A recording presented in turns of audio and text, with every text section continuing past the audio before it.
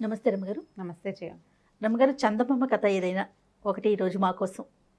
బోల్డ్ అని కథలు ఉన్నాయి జయ, ఇది కావాలంటే అని చెప్పేస్తాను. అవునా? ఆ, ఒక వీరకేతు అని ఒక రాజుగారి కథ చెప్తా. ఈ రాజుగారి కథ, ఒక ఊళ్ళో ఒక రాజుగారు ఉన్నారు అంతే, ఇంకా ఆయన పేరు అవన్నీ మనమేం చెప్పక్కర్లా, రాజుగారి కథ అని చెప్పడమే పిల్లలకి అంతే. ఈయనకి తన పురోహితుడు అంటే చాలా నమ్మకం అంట. తన పురోహితుడి మీద మంచి నమ్మకం. ఓకే. అతను ఏం చెప్తే అది చేసేవాడట. ఓకే. ఆయనే సలహా చెప్పేవాడు ప్రతిసారి. ఈయన ఏం చేయాలి, ఎక్కడికి వెళ్ళాలి, ఎక్కడికి వెళ్ళకూడదు, ఏం చేయకూడదు, అవన్నీ పురోహితుడే డిసైడ్ చేసేవాడు. అతను నమ్మేవారనమాట. అయితే ఏమైందంటే పురోహితుడికి కొంతకాలానికి జబ్బు చేసిందట, పెద్దవారైపోయారు. అది ఆయనకి జబ్బు చేసి ఆయన మంచాన పడ్డ కాలంలో రాజుగారి పెళ్ళయింది. కుర్రాడు అనమాట, ఆయన చిన్నవాడు. పెళ్ళయింది. రాజుగారి పెళ్ళి ఎవరో వాళ్ళ చుట్టాల్లోనే ఎవరో పెళ్లి కుదిర్చి చేసేసారు. తర్వాత ఏమైంది, ఈయనకి ఆ పురోహితుడు లేకపోతే ఏదో తోచటం లేదని ఓ రోజు ఆ పురోహితుడిని చూడడానికి వెళ్ళాడు. వెళ్ళి, అయ్యా మీరు పెద్దవారు అయిపోయారు, నేను వివాహితుడిని అయ్యాను, మీకు వచ్చి నమస్కారం చేద్దామని వచ్చానని భార్యను తీసుకెళ్ళి దండం పెట్టాడు. దండం పెడితే ఆయన ఏమన్నాడు, భార్యని రాణిగారిని ఇంటికి పంపించేసి కాసేపు ఈ వీళ్ళింట్లో కూర్చున్నాడు పురోహితుడి దగ్గర. పురోహితుడు అన్నాడు, మా అబ్బాయి శేషాద్రి నాలాంటి వాడే, తెలివైన వాడు నాయన, మీకు సలహా చెప్తాడు. ఇక నుంచి మీరు శేషాద్రిని అట్టు పెట్టుకోండి మీ దగ్గర, ఇక నేను రాలేను, పూర్తిగా వృద్ధుని అయిపోయిన అనారోగ్యం వచ్చేసిందని శేషాద్రిని రాజుగారికి అప్పచెప్పాడు. సరే, శేషాద్రి రాజుగారితో వెళ్ళడానికి రెడీగా ఉన్నాడు. పురోహితుడు అంటే పొద్దు నుంచి సాయంత్రం దాకా రాజుగారి ఎదురుగుండా ఉండాలి, రాత్రి 9 దాకా కనీసం. ఆయనకి అవసరమైన పనులు అంటే సలహా సంప్రదింపుల కోసం అనమాట. అయితే ఈ తండ్రి శేషాద్రి నా దగ్గరికి రాని చెవిలో ఒక 3 మంచి మాటలు చెప్పాడట. ఈ మాటలు మీరకుండా ఉండు అని చెప్పాడు. సరే, అక్కడి నుంచి శేషాద్రి సలహాలు అవి చెప్పడం మొదలుపెట్టాడు. రాజుగారు మంచి సంతోషంగా ఉన్నాడు. అయితే కొంతకాలం అయ్యాక రాజుగారు వేటకి వెళ్దాం అనుకున్నాడు. వేటకి వెళ్ళాలంటే సరే, వేటకి ముహూర్తం పెట్టమన్నారు. ముహూర్తం పెట్టమంటే ఈయన శేషాద్రి పంచాంగం చూసి, రేపు మర్నాడు, రేపు పొద్దున్నే తెల్లవారుజామున మనకి బాగుందండి సమయం, చాలా బాగుంది, అక్కడి నుంచి మీరు బయలుదేరదు కానీ అని చెప్పాడు. బయలుదేరండి అన్నాడు. అనేసరికల్లా రాజుగారు అన్నారు, నువ్వు కూడా రా శేషాద్రి నాతోటి, మన ఇద్దరం కలిసి వెళ్దాం, అక్కడ సరదాగా కబుర్లు చెప్పుకోవడానికి ఉంటుంది. మృగయ వ్యసనం అంటే రాజుగారు ఒక్కడు వెళ్ళడు, బోళ్ళంత మంది గుంపు చాలామంది వెళ్తారు, వెనకాల సైనికులు వాళ్ళు వీళ్ళు డప్పులు మోగించేవాళ్ళు, కుక్కల్ని వేట కుక్కల్ని పట్టుకెళ్ళేవాళ్ళు, వీళ్ళకి వంట చేసి పెట్టేవాళ్ళు, అట్లా పెద్ద గుడారాలు వేయడానికి చాలామంది మార్బలంతో వెళ్తారు. వెళ్తే ఇతను ఏం చెప్పాడంటే, ఆ ముహూర్తం పెట్టినప్పుడే, రేపు పొద్దున్న తెల్లవారుజామున మీరు బయలుదేరుతారు కదా, 5 గంటలకి తూర్పు గాలులు బాగా వీచుతాయి, తూర్పు నుంచి వచ్చే గాలి చల్లగా వస్తుంది, చల్లని గాలులు వీస్తాయని చెప్పాడు. బయలుదేరారు. బయలుదేరిన తర్వాత రాజుగారు గుర్రం ఎక్కారు, మన పురోహితుడు శేషాద్రి గుర్రం ఎక్కారు. కొంచెం ఊళ్ళో నుంచి బయటకు వెళ్ళంగానే చలేయటం మొదలుపెట్టింది. తెల్లవారి 5 గంటల అయ్యేసరికి చలేస్తుంది. రాజు అన్నారు, నిన్న రాత్రి నువ్వు చెప్పావు తూర్పుగాలులు వేస్తాయి, చలేస్తుందని, అయినా కూడా నేను జాగ్రత్త వహించలేదు, చూసావా, చలిగా ఉంది, నాకు శాలువా కావాలి, నువ్వు మళ్ళీ అంతఃపురంలోకి వెళ్ళి నా శాలువా పట్టుకురా అని ఈ పురోహితుడిని వెనక్కి పంపించాడు.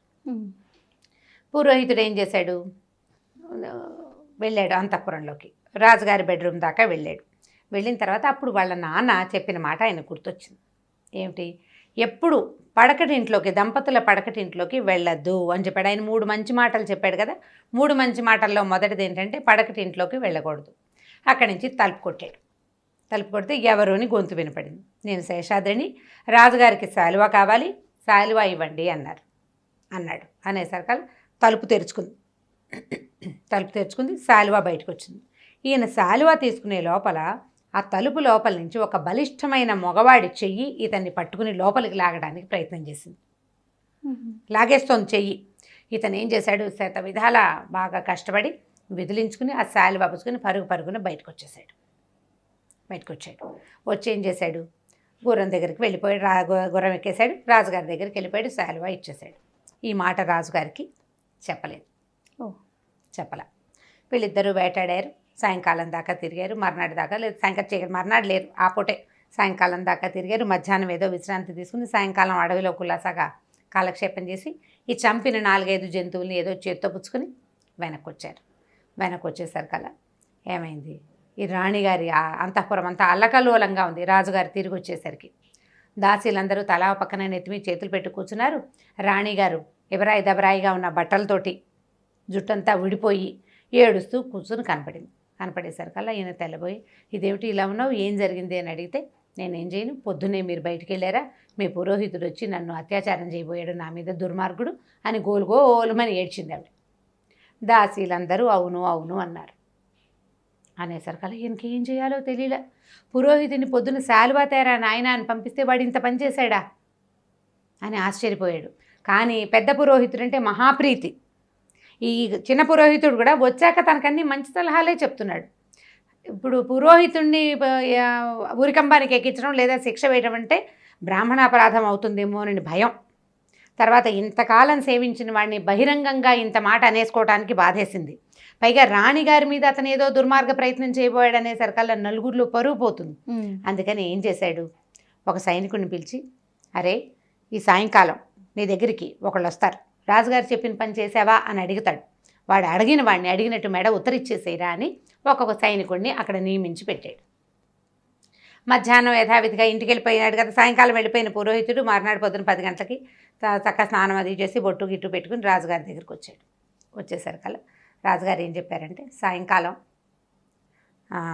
నువ్వు ఫలానా మండపం దగ్గరికి రా, అక్కడ ఒక కుర్రాడికి నేను ఒక పని చెప్పాను, ఒక సైనికుడికి, రాజుగారు చెప్పిన పని చేసావా అని అడుగు అని చెప్పాడు. సరేనన్నాడు.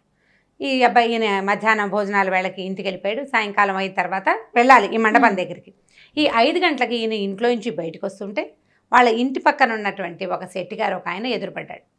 శేషాద్రి గారు ఎక్కడికైనా వెళ్తున్నారా, మా ఇంట్లో సత్యనారాయణ వ్రతం పెట్టుకున్నాము, నిన్నటి నుంచి మీకోసం ప్రయత్నం చేస్తున్నాను, కాస్త వచ్చి వ్రతం పూర్తి చేసి వెళ్ళండి అని చెప్పాడు. చెప్పేసరికల్లా ఈయన ఏమనుకున్నాడు, వాళ్ళ నాన్న చెప్పిన రెండో మాట ఆయన గుర్తొచ్చి ఈ సత్యనారాయణ వ్రతం చేయడానికి వెళ్ళిపోయాడు. సత్యనారాయణ వ్రతాన్ని చేయడానికి వెళ్ళిపోయాడు. చీకటి పడిపోయింది. 6:30 7 అవ్వగానే రాజుగారికి చాలా దుఃఖంగా ఉంది, ఉద్వేగంగా ఉంది. ఈ పాటికే ఈయన శేషాద్రి పురోహితుడు మండపం దగ్గరికి వెళ్ళుంటాడు, ఆ మాట అడుగుంటాడు. అక్కడ ఉన్న సైనికుడు వాడి తలను ఉత్తరించేస్తాడని ఈయన దిగులుగా కూర్చున్నాడు. కానీ ఇంకా ఏం రాల.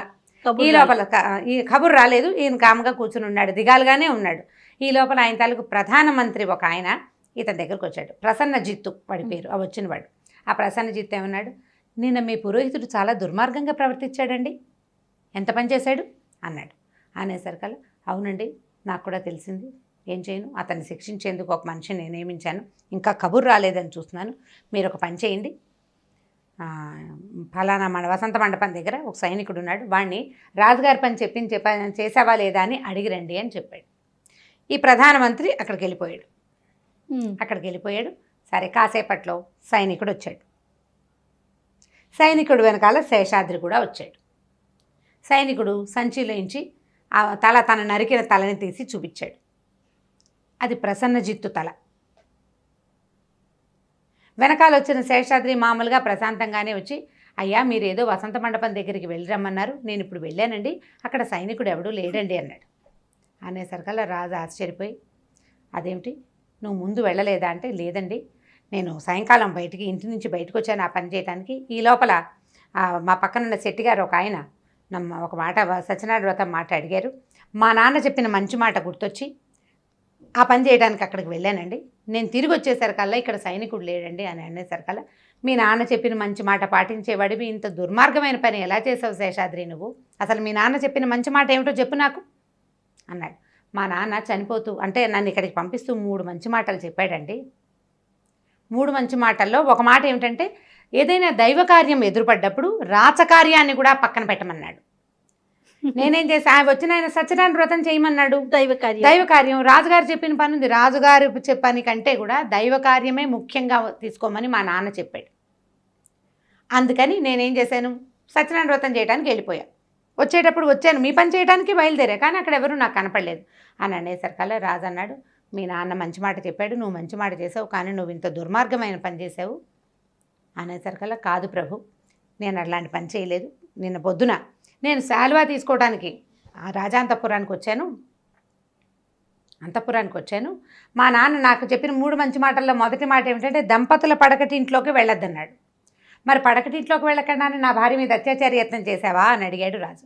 నేనేం చేయలేదు ప్రభు, వాకిట్లో నిలబడ్డాను, నేను తలుపే కొడితే లోపల నుంచి శాలువా ఇచ్చిన మగవాడి చెయ్యి నన్ను లోపలికి లాగడానికి ప్రయత్నం చేసింది, దాంతో భయపడి నేను పరిగెత్తుకుంటూ బయటకు వచ్చేసాను అనేసరికి రాజు గోళ్ళు మండిపోయిన, దుర్మార్గుడా, నిన్న పొద్దునే నువ్వు రాజాంతపురంలో ఒక మగవాడు ఉన్నాడని నీకు తెలిస్తే నువ్వు నాకు చెప్పవా నువ్వు చెప్పొద్దా నాకు అప్పుడే చెప్పాలి నువ్వంటే మా నాన్న 3వ మాట చెప్పాడండి, అంతఃపుర రహస్యాలు ఎప్పుడూ ఎవరికి చెప్పకూడదన్నాడు.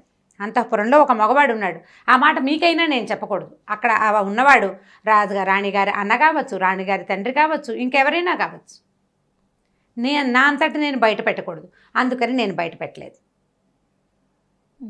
మరి ఇప్పుడు ఏమిటి అంటే, ఒకవేళ మిమ్మల్ని సంహరించడానికే వాడెవడో తయారుగా ఉన్నాడు, వచ్చింది మీరనుకుని నా చేయి పట్టుకున్నాడు, నేను విదిలించుకుని బయటకు వచ్చేసాను చంపడానికే అని అన్నాడు. అనేసరికి అప్పుడు రాజు ఆలోచించడం మొదలుపెట్టాడు, ఎవరున్నారు ఏమిటి ఇది జరిగిందని.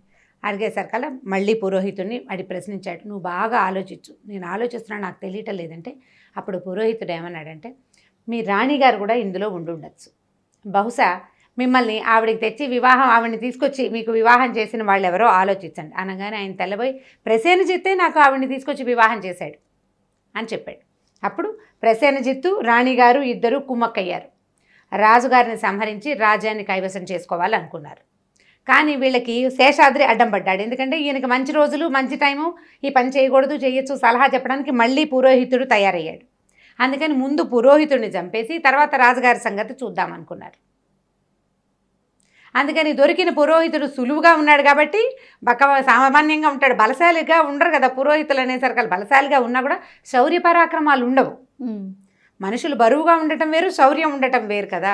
రాజు అయితే ఏదో కత్తుకుని యుద్ధం చేస్తాడు, పురోహితుడు ఏం చేస్తాడు, అరుస్తాడు, భయపడి పారిపోతాడు లేకపోతే. అందుకని పురోహితుడిని చంపుదామనుకున్నారు, అది కుదరలేదు. కుదరకపోయేసరికల్లా పురోహితుడిని ఎలాగైనా ఆ దారి నుంచి తొలగించుకోవడం కోసం ఇతను అత్యాచార యత్నం చేశాడని రాణిగారితో చెప్పించాడు. ఇప్పుడు ఎవ్వరికీ తెలియని సంగతి ప్రసేనజిత్తుకి ఎలా తెలిసింది, మీ వాడు చాలా దుర్మార్గమైన పని చేశాడని రాజుకు ఎలా చెప్పాడు, అది తెలుసుకునే చెప్పాడు. వాడికి తెలుసు, ఎందుకంటే వాడే ప్లాన్ చేశాడు ఇదంతా. దాంతో రాజుకి తేట తెల్లంగా అర్థమైపోయింది, ప్రసేనజిత్తే నా పురోహితుడు లేని సమయంలో నాకు వివాహం నిశ్చయించాడు, అతనే తీసుకొచ్చి ఈ అమ్మాయిని నాకు ఇచ్చి పెళ్లి చేశాడని చకచక అంతఃపురంలోకి వెళ్ళి రాణిని పట్టి బంధించాడు. ప్రసేనజిత్తుని చూసేసరికల్లా, తలని చూసేసరికల్లా ఆవిడ కెవ్వుమని అరిచి మూర్చిపోయింది. ఓహో, వాళ్ళిద్దరు ఫ్రెండ్స్. మరి అక్కడి నుంచి ఈ రాణిని జైల్లో పడేశారు. ఈయన మళ్ళీ పురోహితుడు చూసిన ఒక మంచి అమ్మాయిని పెళ్లి చేసుకుని పురోహితుడి సలహాలతోటి సంతోషంగా హాయిగా గడిపేశాడు. బాగుంది కథ కంచికి మనం ఇంటికి. చాలా బాగుంది రమ్మగారు, తెలివైన కథ, తెలివైన కథ, తెలివితేటలకు సంబంధించిన కథ. అదే అంటే మంచి మాటలు ఆచరించాలి. తల్లి తండ్రి చెప్పిన మంచి మాటల్ని తప్పకుండా గుర్తుపెట్టుకుని ఎప్పటికప్పుడు ఇంప్లిమెంట్ చేయాలి. అతను 3 మంచి మాటలు విన్నాడు. అంతఃపురాల్లోకి అంటే భార్యాభర్తలు ఉండే ప్రైవసీ ప్లేసుల్లోకి వెళ్ళకూడదు అతను తెలుసుకునే. అంటే మనం ఇవి తెలుసుకోము, వేరేవేవో తెలుసుకుంటాం అనుకో. మొదటిది అది. రెండోది ఏం చెప్పాడు, దైవకార్యం రాచకార్యం కంటే దైవకార్యం ముఖ్యమైంది అని చెప్పాడు. 3వ మాట అంతఃపుర రహస్యాలంటే ఒక కుటుంబానికి సంబంధించిన రహస్యం మనకి తెలిస్తే ఎప్పుడూ రివీల్ చేయకూడదు. ఈ 3 విషయాలతోటి ఇతను చావు నుంచి తప్పించుకున్నాడు, రాజును కూడా రక్షించగలిగాడు. చాలా బాగుంది రమ్మగారు, థ్యాంక్ యూ అండి. ఓకే జయ. ఈ వీడియో కనుక మీకు నచ్చినట్లయితే లైక్ చేయండి, షేర్ చేయండి. మరిన్ని వీడియోస్ కోసం మా ఛానల్ని సబ్స్క్రైబ్ చేసుకోండి.